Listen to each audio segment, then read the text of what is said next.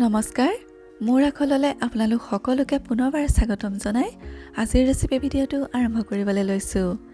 আজি আপোনালোকৰ ওচৰলৈ ৰৈ যোৱা ভাতেৰে বনোৱা এটা সোৱাদ লগা পকৰাৰ ৰেচিপি লৈ আহিছো। সকলোৰে ঘৰতে প্ৰায়ে ভাত ৰৈ যায় নহয়নে? সেই ভাত পেলাই নিদি কিদৰে সোৱাদ লগা পকৰা বনাব পাৰি তাৰে আজি ৰেচিপি ভিডিঅ'টোলৈ আগবাঢ়ো বলকচোন।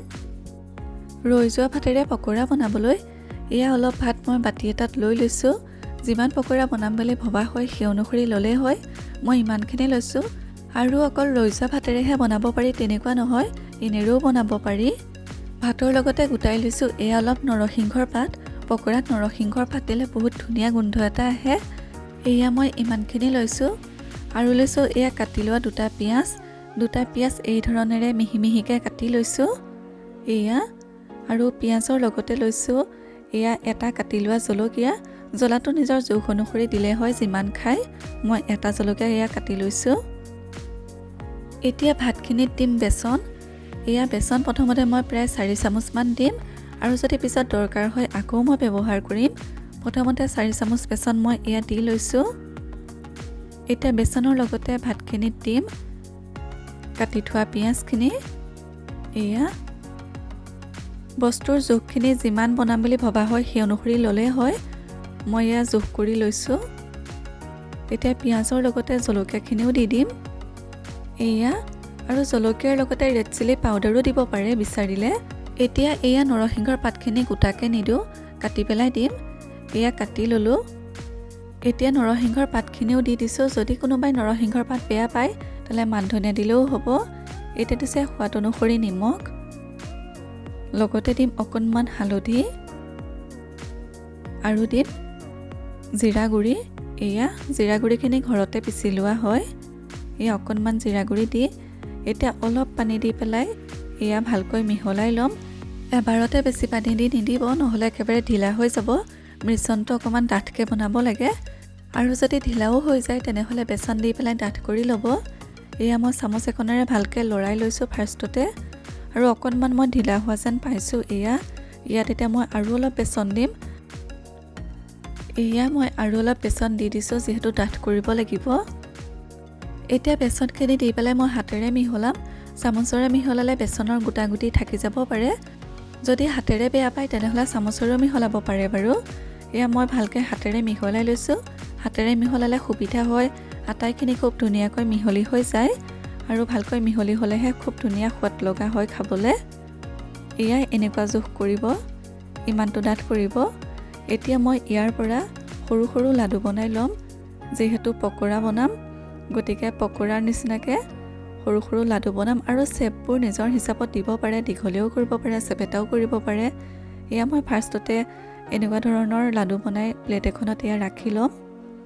পিছত লাডুখিনি মই চেপেটা কৰি দিম। চেপেটা হ'লে সোনকালে সিজে, গোল হৈ থাকিলে ভিতৰত সিজিবলৈ অকণমান টাইম লাগিব। এতিয়া আটাইখিনি একেটা জোখতে লাডু বনাই ল'ম।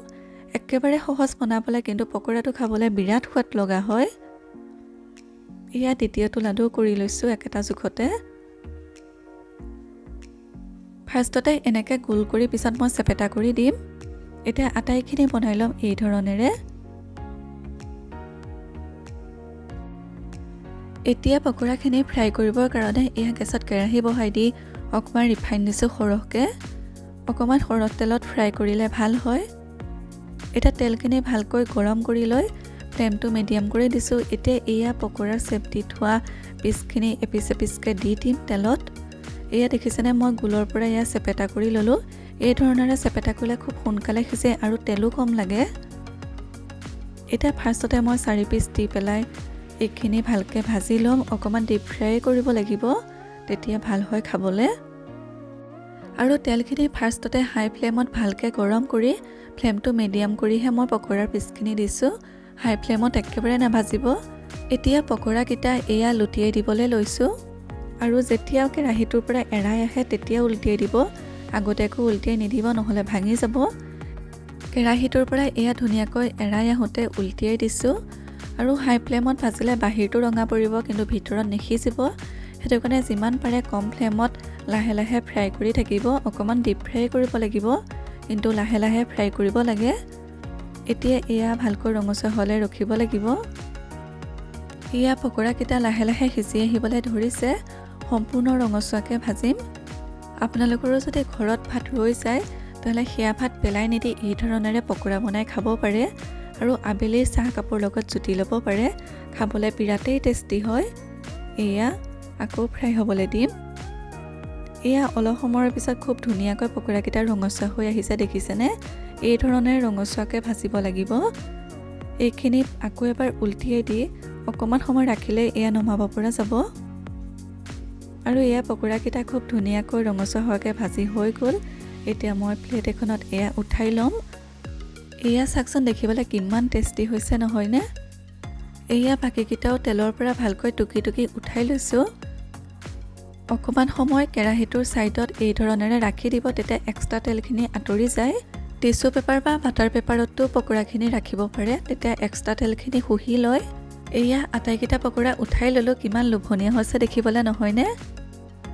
এতিয়া একেই পদ্ধতিৰে বাকী থকা পকোৰাখিনিও বনাই ল'ম। এই পদ্ধতিৰে আপোনালোকেও ৰৈ যোৱা ভাতেৰে পকোৰা বনাই আবেলি চাহ কাপৰ লগত জুতি ল'বচোন। এয়া চাওকচোন, পকোৰাখিনি ভাজি হৈ গ'ল আৰু এয়া আমাৰ ৰৈ যোৱা ভাতৰ পকোৰা খাবলৈ ৰেডি হৈ গ'ল আবেলি চাহ কাপৰ লগত। কিমান যে লোভনীয় হৈছে দেখিবলৈ নহয়নে? গতিকে এইটোৱে আছিল আজি ৰৈ যোৱা ভাতেৰে বনোৱা পকোৰাৰ ৰেচিপি। আপোনালোকৰ কেনেকুৱা লাগিলে জনাবচোন।